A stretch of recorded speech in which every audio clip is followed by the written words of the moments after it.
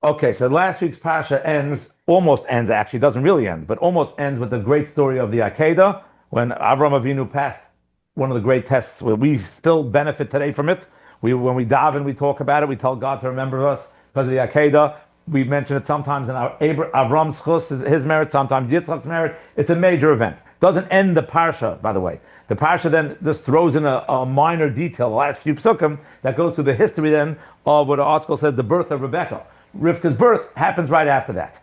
So it's the great akeida, Rivka's birth, and then this week's parsha begins with Sarah dying, which, go. Oh, so I was actually funny you mentioned the akeida because Rabbi Richmond from the Jerusalem Lights YouTube channel mentioned that there's a midrash saying that Yitzchak did technically die. Zohar. Yeah, and he was revived. So that way, every day when we say I believe in the resurrection of the dead, it's because he technically died. Excellent. Excellent. It's Zohar, correct. That's one approach. Keep that in mind when I ask the question. That's one of the answers. We're not going on that direction tonight.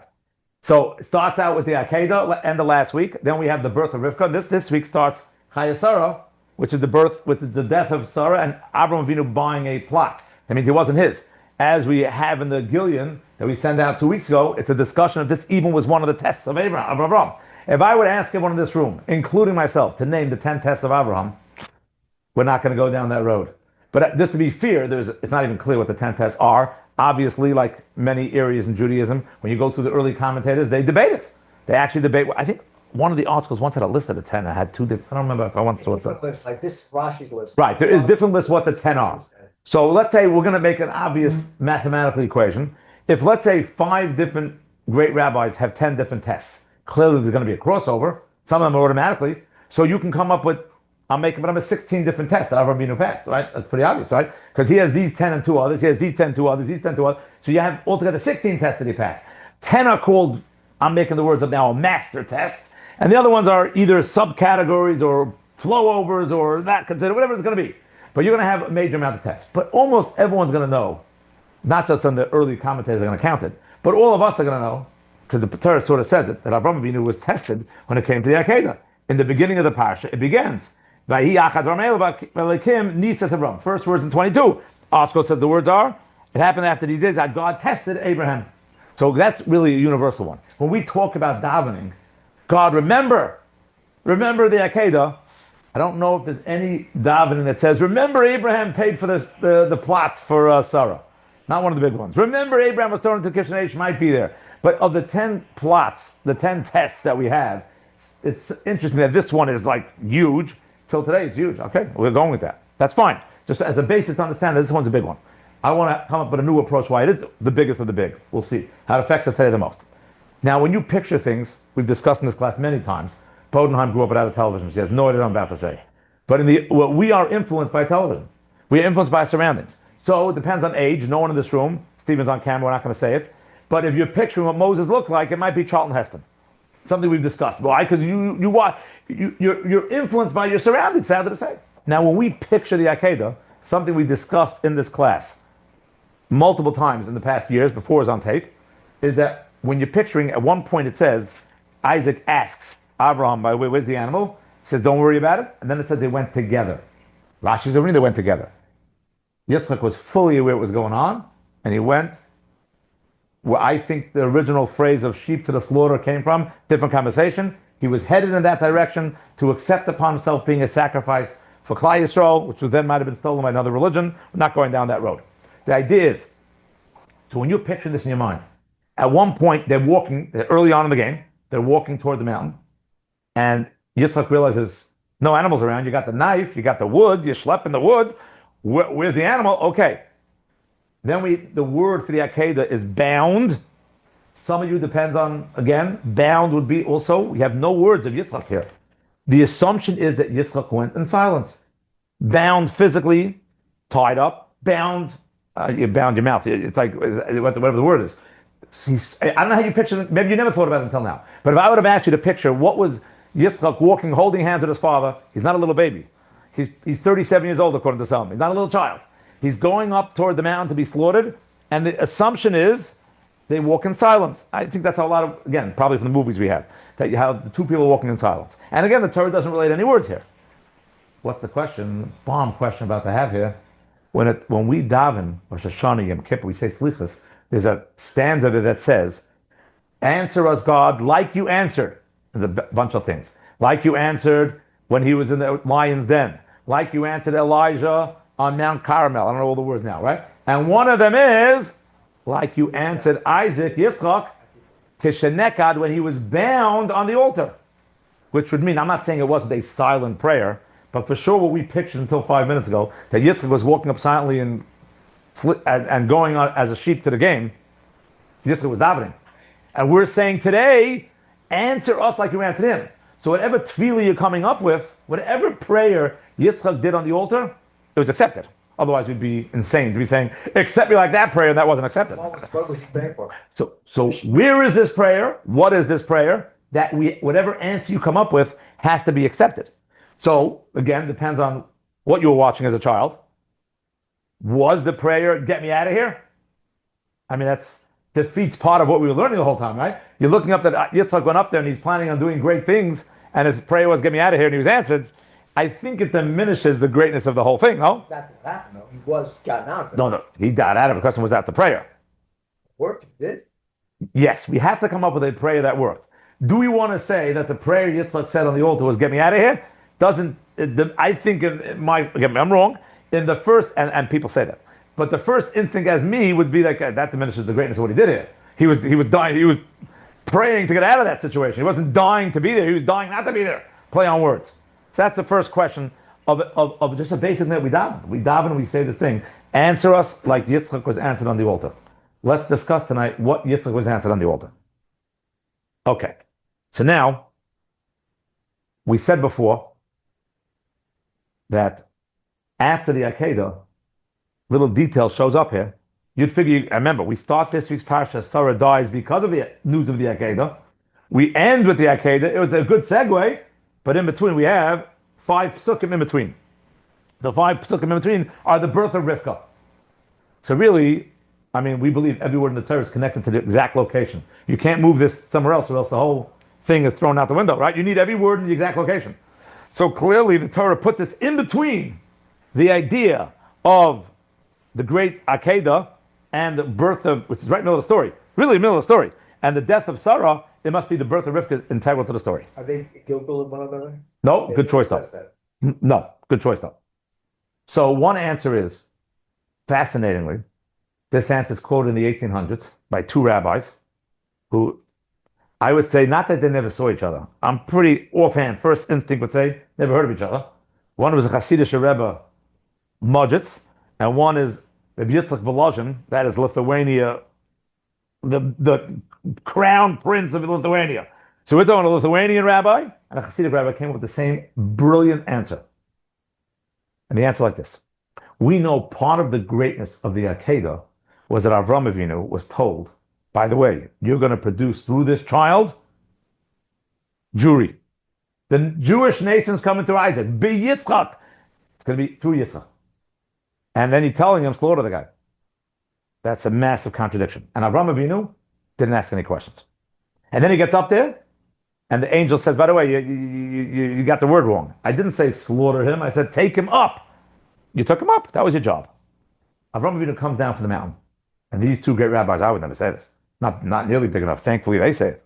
Comes down the mountain, and he says, you know what happened? Really, I was supposed to slaughter Yitzchak. It's true. But you know why I couldn't slaughter Yitzchak? Because of the first prophecy, he's supposed to have kids. So you know what the failure of me was? Not that God saved him. God was punishing me, Abraham.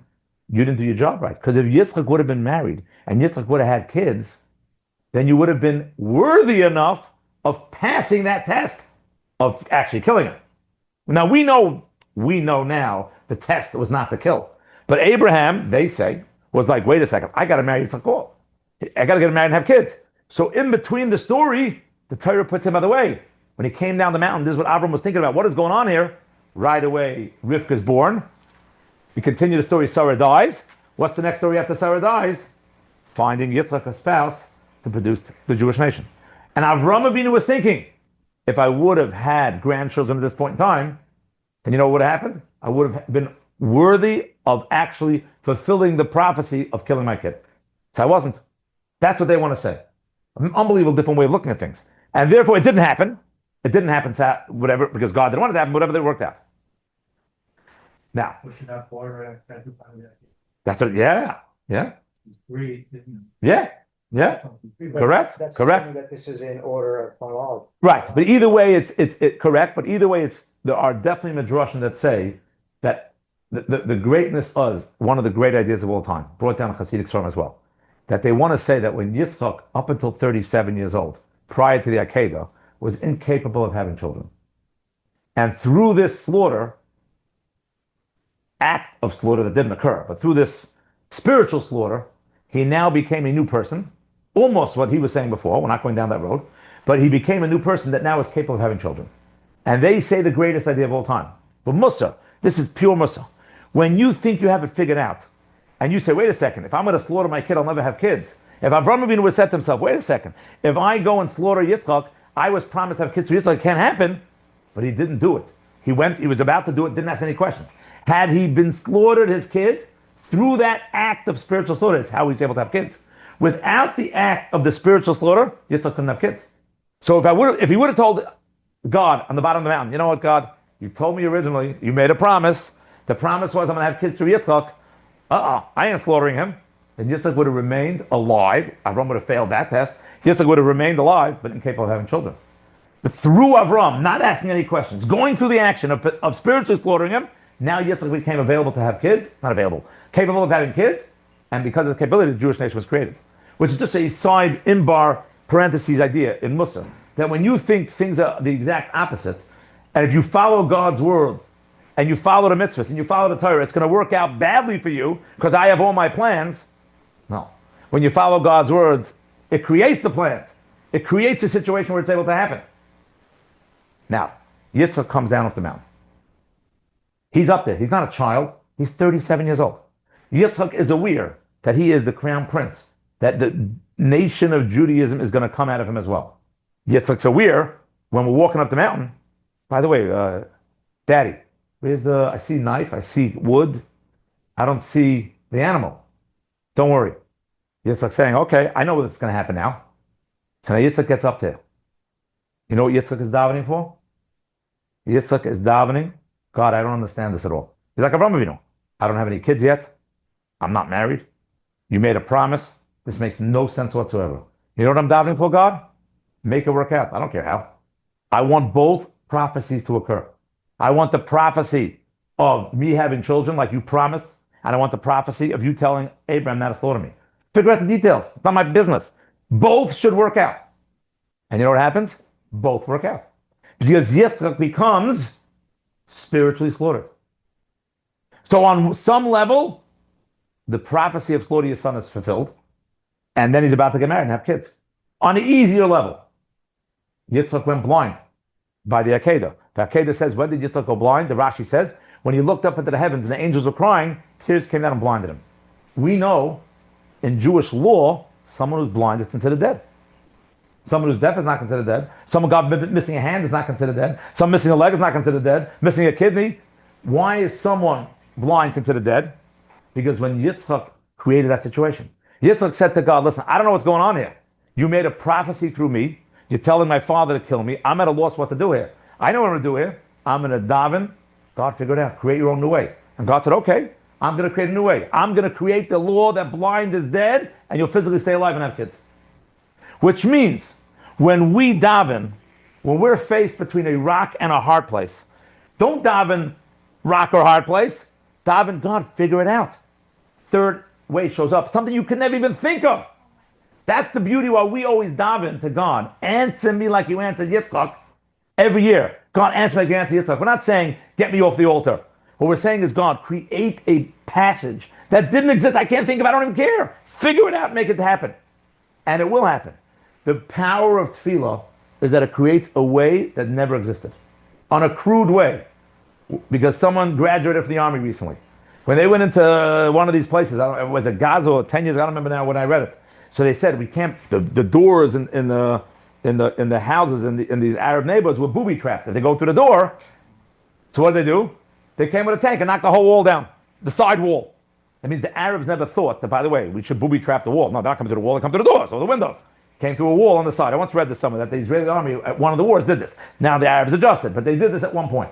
But the idea is thinking outside the box, way outside the box. You know who can think outside the box? God can think outside the box. Because otherwise, why is a guy missing the nose not considered a dead guy? I don't know. Because no one davened for that. God said, you're davening for a way out of it, I'm going to get your way out of it. Either we're saying through blindness or through spiritual death. When we go and daven, we have to understand the power of our tefillah.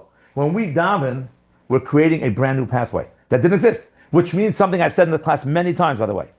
Rav Shlomo Zalman, they all say this. When you're davening for something, don't be specific. Don't say, God, let me be successful in this meeting. The moment you're diminishing God's infinite power. When you're telling God, here, I have a roadmap, God, here's what I want. I want to get married by this, have a kid by this, make money like... No. Don't do that. Be vague, because God creates new pathways. We said before that only one person did go over to television, even though you probably do. We said before you're being influenced by television you watch.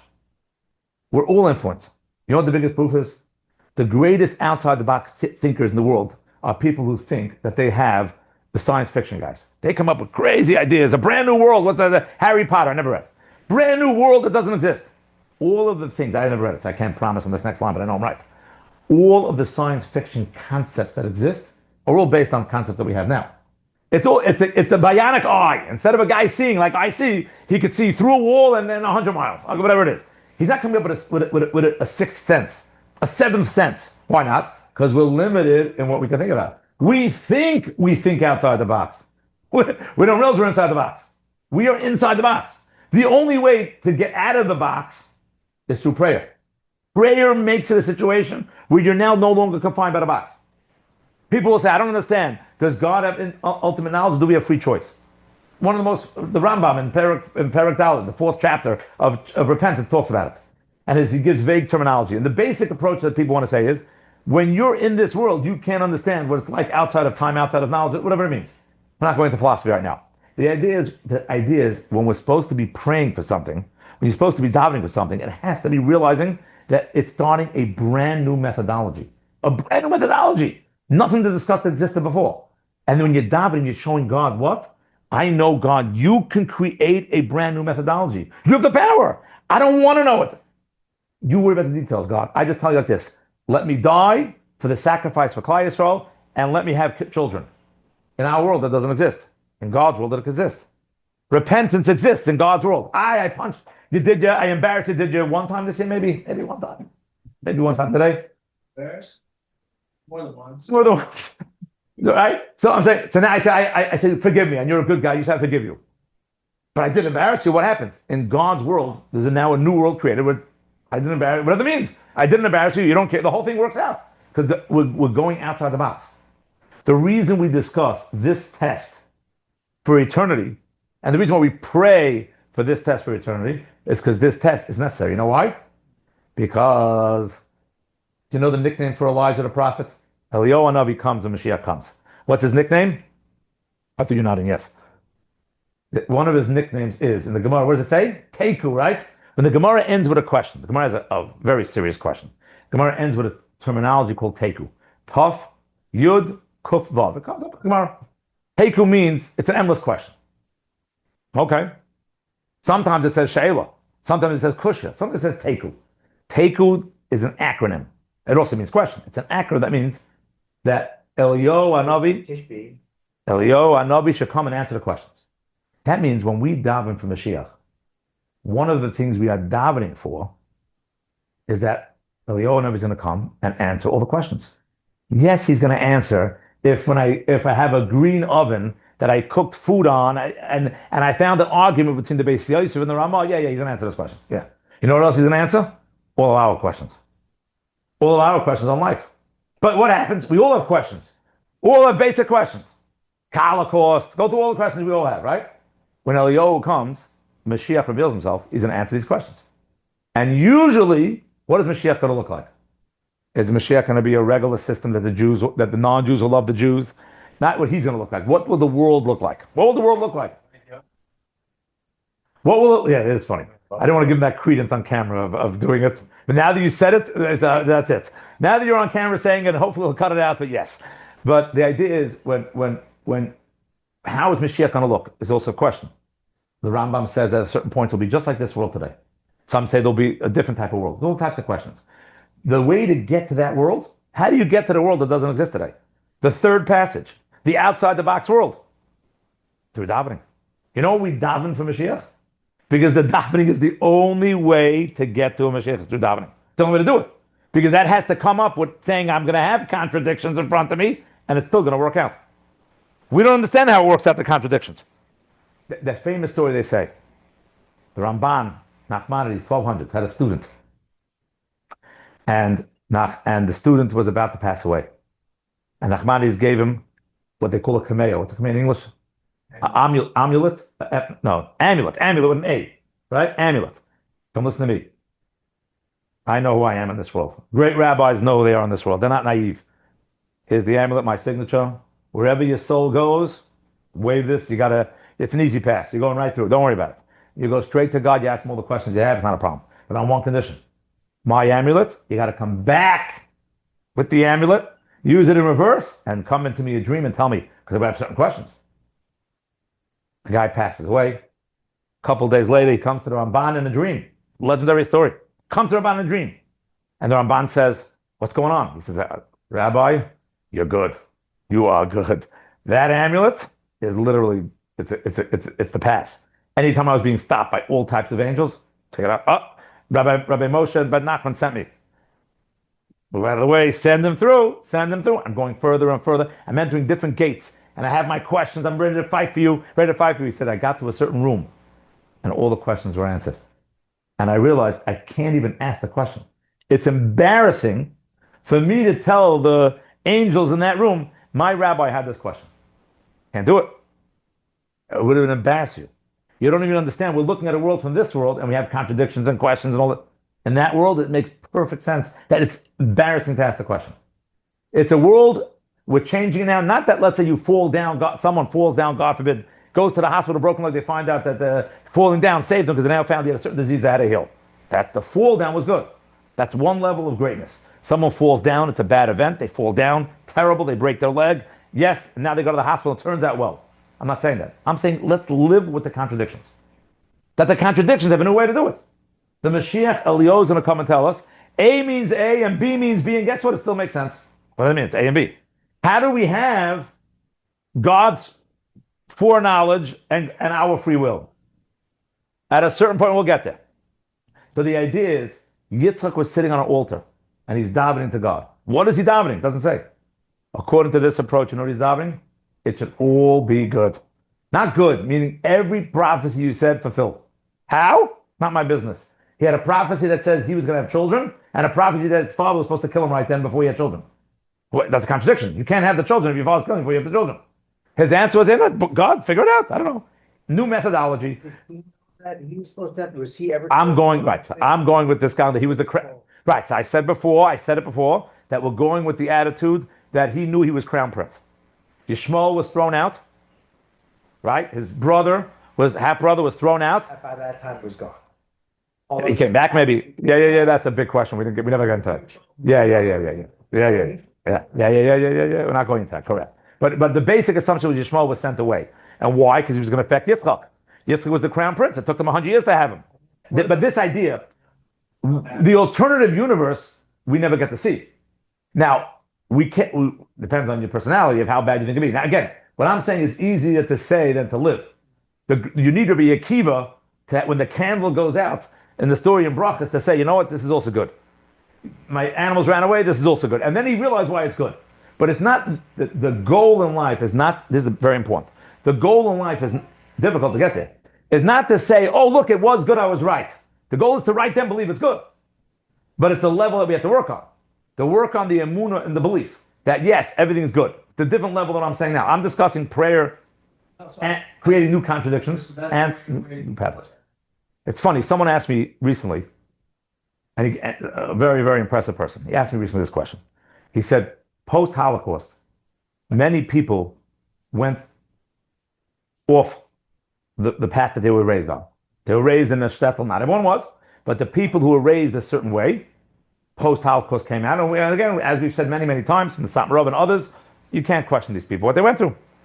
Why is it that a Holocaust, post-Holocaust created negative results, if we can use such a phrase, while post-October 7th, definitely don't want to use this phrase positive results because that sounds crass. You know what I'm saying? Many of the hostages that came out, many of the families became a little bit more religious.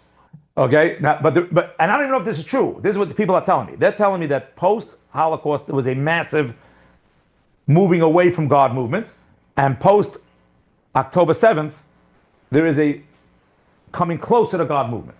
So now this a rabbi asked me this. A rabbi called me up the other day and he asked me this question. He said, think of an answer. So on the spot we were like negotiating of different potential approaches to come up with.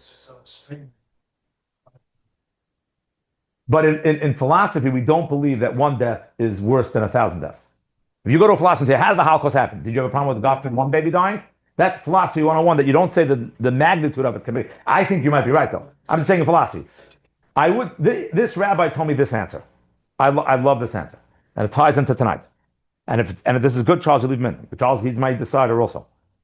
That in the end, during the Holocaust, for whatever reasons, many of Jewry, based on society at the time, were unaware of what was going on.